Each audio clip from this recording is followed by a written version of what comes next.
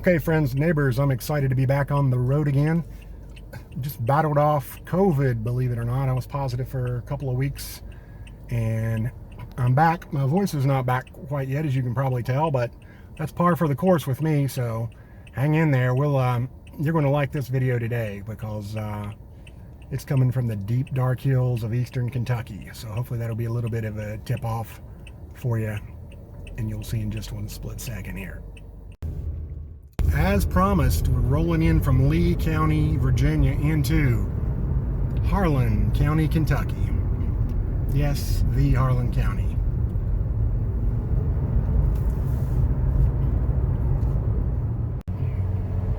Alrighty, I'm inching into the city of Harlan, Kentucky, which is, of course, the capital of Harlan County. Not the capital, but the county seat. Harlan, I was surprised because if you look around, it seems like a bigger town, or well, bigger city. Population, the last census was about a little over 1,700, and then a guesstimate recently has it around 1,500 nowadays, which is kind of surprising because you'll see it's kind of a spread out, got a few things going on. A lot of that has to do with the fact that it's kind of a captive audience here in Harlan County. It's kind of isolated, so all the surrounding towns and communities feed into this, and I think Harlan County itself has about, in the ballpark, of 25,000 people, so most of them would come down here to shop or do business and that type of thing. So you still got Lynch, Cumberland, Everett, and all these smaller towns and communities to feed into this area. But Harlan County at one time in 1940, it peaked at about 5,100 population. So just like a lot of these coal cities and towns, it's took a huge hit in population and looks to continue to maybe do so. I'm stunned though. I've been here for a few minutes and I have yet to see the first reference to coal whatsoever. That would be unthinkable 20 years, well, heck, 10 years ago, that would have been unthinkable that you would not see. I haven't seen a Friends of Coal sticker. I've not seen any kind of reference to coal keeps the lights on. Nothing. Not one thing, which is very odd, to say the least, as this city was built on coal. Literally. So we'll get down to the downtown business area. I highly recommend, if you want to know anything about the coal mining industry, and especially labor disputes, you want to check out Harlan County, USA, the documentary. Man, it was amazing. Captured the labor dispute between the United Mine Workers and the coal operation. Duke Power was involved with that, and it was just, man, it's tense. It's almost hard to watch, but it's amazingly captures that whole era very well. I happened to be in the middle of a strike myself when I first went into mining. Right out of high school, I got a job, and it was the last major strike, the Pittston strike, and I remember the tension, and man, it was just and that Harlan County, USA captures every bit of that, because it was vicious.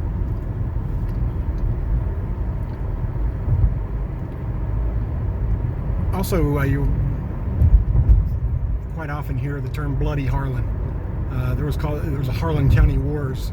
There was also a mine dispute back in I want to say the 1930s, and it was just another ugly episode between the coal companies and labor. Really brought about labor unions' rise in this area, especially. And that's astounding too, is that, to the best of my knowledge, there's no remaining members of the United Mine Workers around, not actively working in the mines. Unless that's changed recently. That was true as of a year or 2 or 3 years ago. And which is another thing, that just knowing that this county and town was built on coal and union, kind of hard to imagine.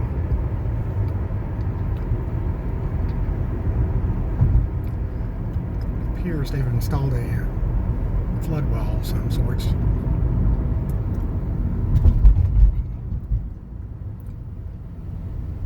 I'll get to the downtown area and cut back in on you. Okay, turning into the business district here and take a look around.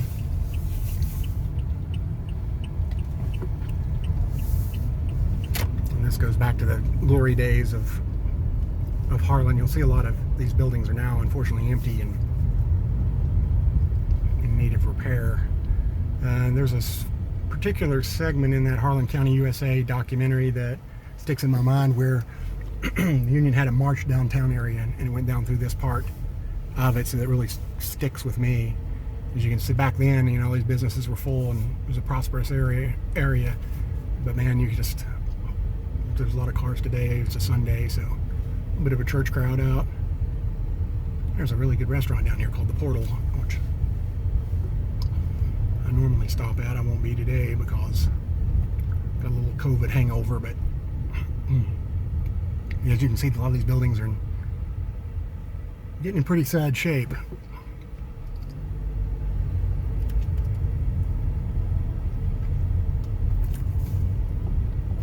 Looks like church letting out, so cut off here real quick. Right, I'm back at the end of the street that we were just going down.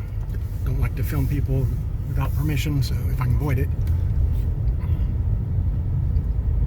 That's why a lot of people ask me about why there's no people in a lot of my videos. Well, I try to keep them out as much as possible just for the fact that I don't necessarily want anyone filming me without my permission. Anyway, down here toward the high school and the elementary school. Several notable people from Harlan, the Harlan County at least anyway. They one most recently made note was Jordan Smith won The Voice a few years back. That was a huge deal. Great singer, so it was well deserved. And believe it or not, Nick Lachey, who was one time married to, where's the elementary school, one time married to Jessica Simpson, who was born in Harlan County, believe it or not. Well, fact I did not know, and frankly doesn't seem believable, but it is. And here's the high school. Hopefully you can see that. It's a little darkish. Home of the Green Dragons.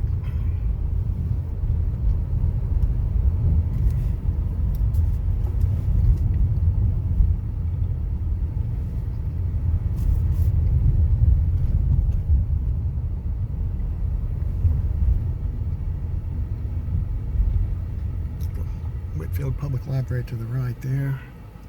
A lot of one-way streets and so forth down here. It's a little bit tricky, but keep pressing on. So hopefully they'll have a downtown revitalization program at some point that will get some of this back up, because you can tell they're nice buildings. They were meant to last when they were built. And I'll stop down here and get out of the car, show you a little bit of the courthouse. Okay, I want to give you a little bit of a view of the street down here near the courthouse.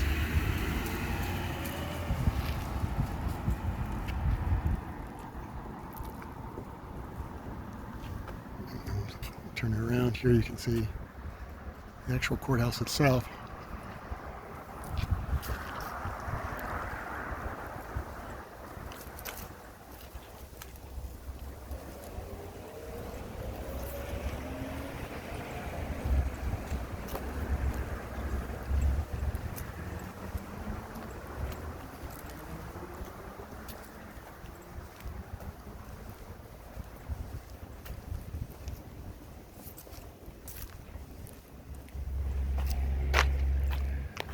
Pretty nice little building still. Take a little look at the statue.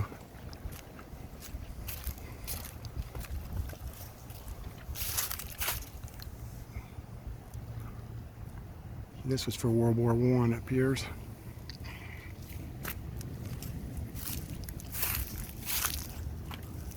Back across the road, it looks like it says NBC Bank, but that was one time the Bank of Harlan. Was established in 1934, which would have been the absolute heyday of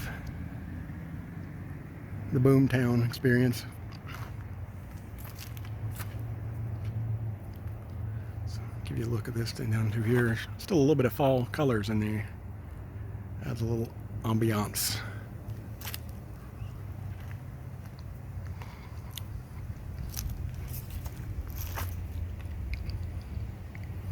And I'll be back here in a second when I see something else interesting. This marker tells a little bit about how the county was named. It was named, it says 1819, for Major Silas Harlan. He was born in Virginia in 1752, came to Kentucky in 1774, built Harlan's Station 7 miles south of Harrodsburg on Salt River, 1778. Commanded spies, 1779 in Illinois campaign of General George R. Clark, who said, "He was one of the bravest soldiers that ever fought by my side." He was killed in 1782 at the Battle of Blue Licks while commanding his detachment. He's buried at Blue Licks. Also, an interesting footnote is that Silas Harlan's grandson went on to serve as a Supreme Court justice. I'll throw that in there while I'm at it. This talks a little bit about 22 courthouses were burned in Kentucky during the Civil War, and one of them was in Harlan County. It was retribution. Harlan in particular for the burning of the Lee County Courthouse in Virginia. The Confederates burned this. And it says that of those 22, 12 of those were burned by Confederates, 8 by guerrillas, 2 by Union accident. The courthouse at Harlan was burned in reprisal for burning of Lee County, Virginia Courthouse, October 1863.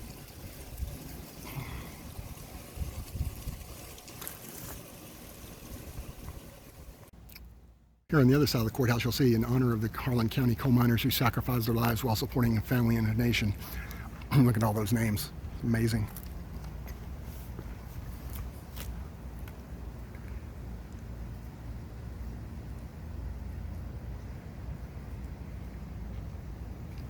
Hundreds of names.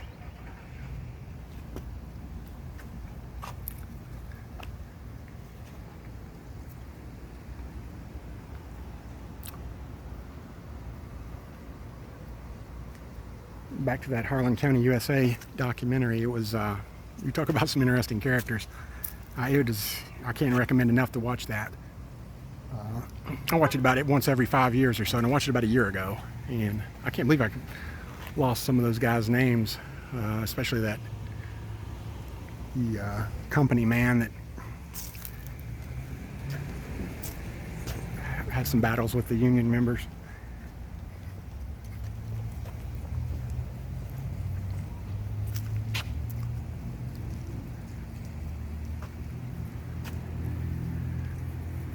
So all kinds of little interesting things down here.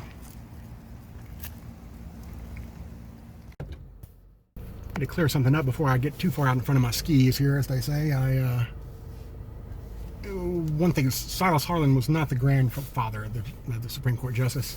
Actually, his fiancee at the time he was killed ended up marrying his brother, so his brother ended up being that father. So we need to clear that up. Speaking of other famous people from Harlan, we had Kaywood Ledford, very well-known announcer for the University of Kentucky, basketball and football.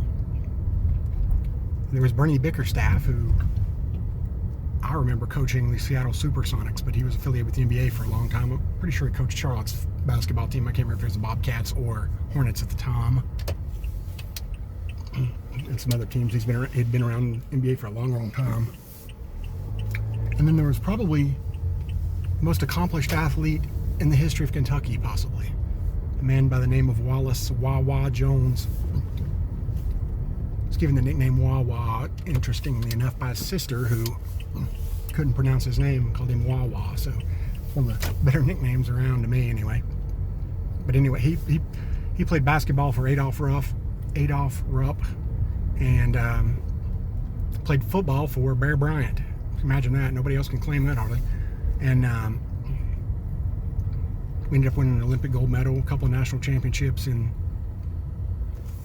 basketball. So he was quite the accomplished athlete. Wawa Jones. He played in the NBA. ended up getting, I think it's definitely, I can't remember if I just mentioned that, but he was drafted by the Chicago Bears. He didn't play football in the NFL, but he was that kind of athlete. He passed away about 5 or 6 years ago, I do believe. And there's a songwriter named Jerry Chestnut. He wrote the song Good Year for the Roses for Georgia Jones. That's what I remember singing. A lot of people sung that song, Alan Jackson.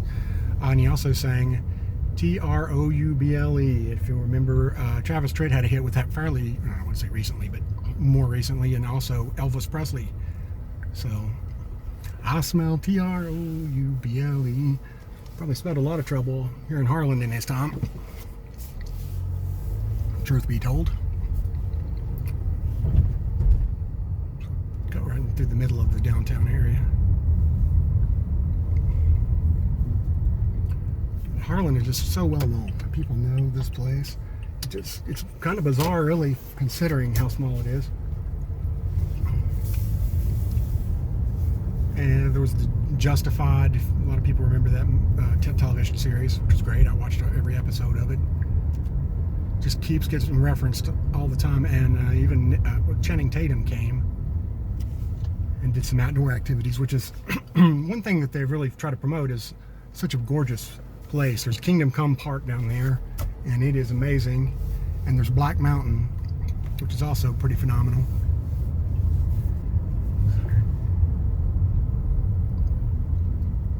And they draw a lot of people here for both of those.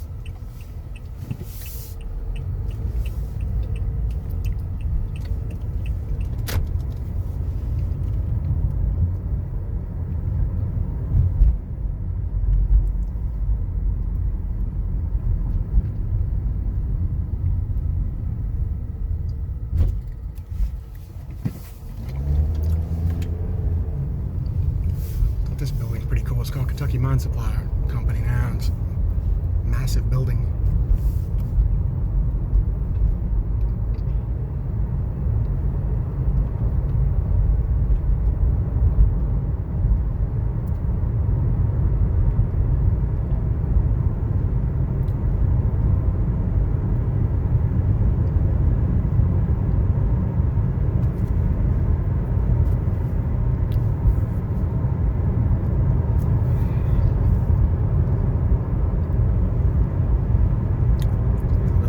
And then I'll pop back up with some more tales to tell. And here's a look at the downtown section I mentioned earlier, where in that Harlan County, USA documentary, you saw the UMWA miners march down the street in a peaceful protest. I guess was the fashionable words now they did these days. Interestingly, too, Florence Reese. Getting back to the music aspect of Harlan, Florence Reese wrote the song Which Side Are You On?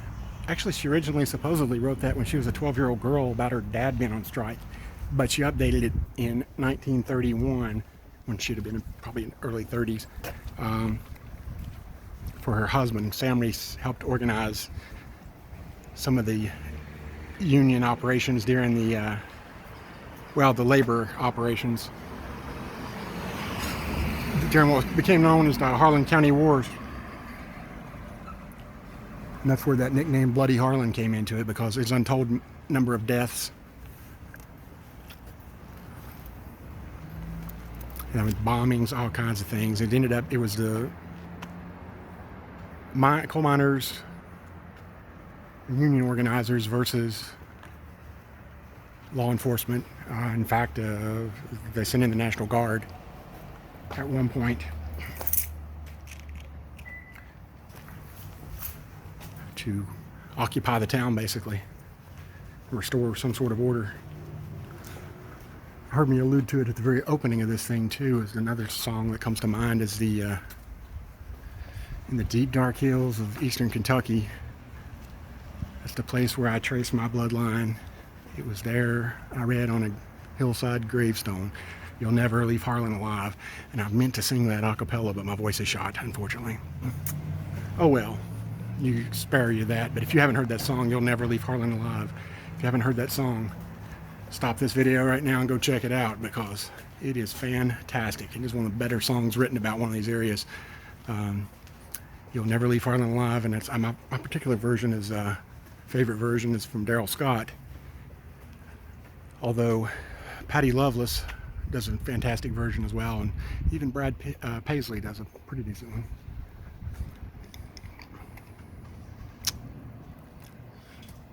So here we are in bloody Harlan. I hope I'm going to get me some bloody good eats here in a little bit, but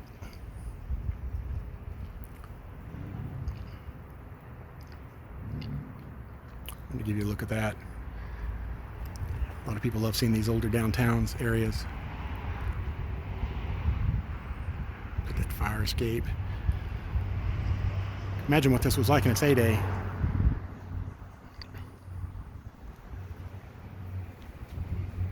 Anyway, I'll cut that out for now. I came on up the road a little bit to Brookside, and now I see that this mining operation is defunct. The last time I was here, it was actually in operation, believe it or not. Looks like it's been a while.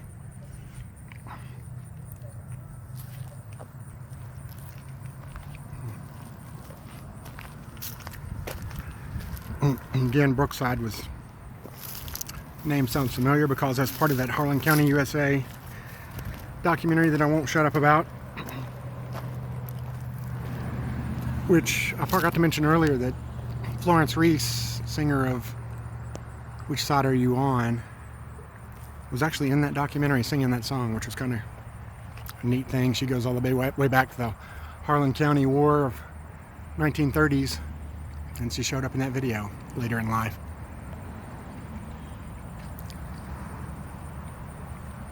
Well, like I said, you're getting a shot of just a defunct mine, which is not all that uncommon around here.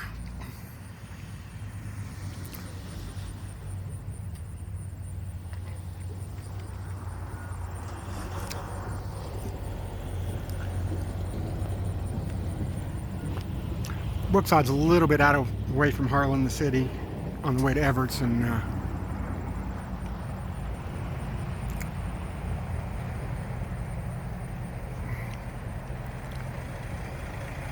but I want to give you a little shot of that just because it's here, I guess.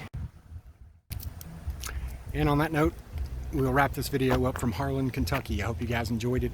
I do want to give a shout out to Mr. Robert Mendenhall for a very generous donation that made this trip possible. Thank you so much. Thanks to everybody for liking, subscribing, commenting, all the ways, donating, the ways you support us. Very much appreciated. I want to say too, to watch out for this COVID stuff. I'm telling you, it's no joke. I didn't have that many symptoms, but I did get a little bit of a cough one day until I whipped together some Appalachian COVID killer, which was a shot of moonshine, quite a bit of honey, and a little lemon juice. Knocked that cold for a loop. So Appalachia 1, COVID 0, I guess. But anyway, guys, take care of yourselves and each other, and God bless. See you down the road.